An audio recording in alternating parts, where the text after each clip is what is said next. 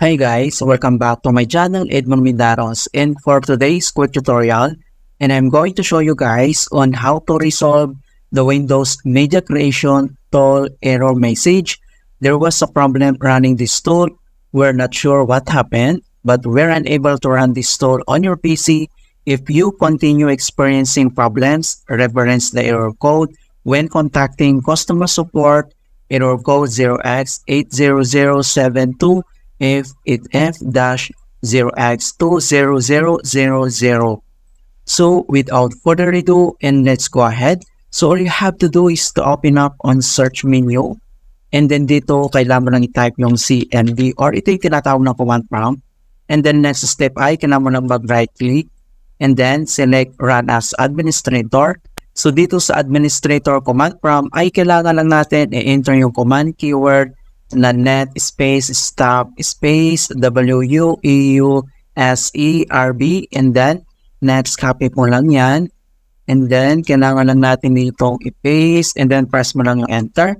Ayan, so makita mo dito na the Windows Update Servicing is stopping. Okay, so ang next step ay close lang natin tong CMD, and then dito lang sa start menu, right click ka lang, and then select mo lang dito yung run, and then dito sa run box ay kailangan mo lang i-type yung Windows/SoftwareDistribution, and then click mo lang itong OK.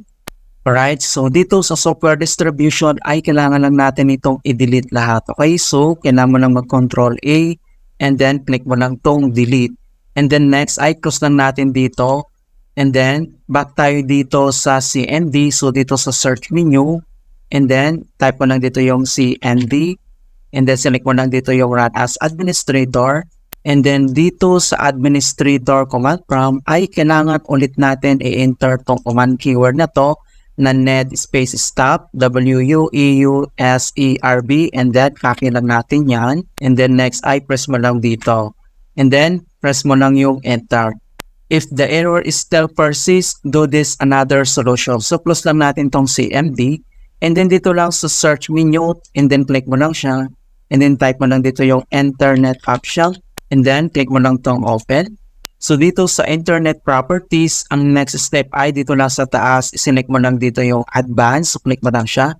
And then, dito sa kanyang settings ay scroll down lang tayo at hanapin natin yung use TLS. Ayan, so scroll down, and then ito na siya. Right, so dito sa use TLS 1.1, kailangan mo lang itong i-check. Alright, so check mo lang yan, and then click mo lang itong apply, and then click mo lang itong OK. And then next, dito sa start menu, kailangan lang natin mag-restart. Okay, so ganoon lang po kasimple kung paano natin i-fix ang media creation tool error code 0x80072f8f, 0x20000, and Windows 11. Okay, so please don't forget to like this video and subscribe to my channel for more quality content. Thank you guys, and see you in my next tutorial.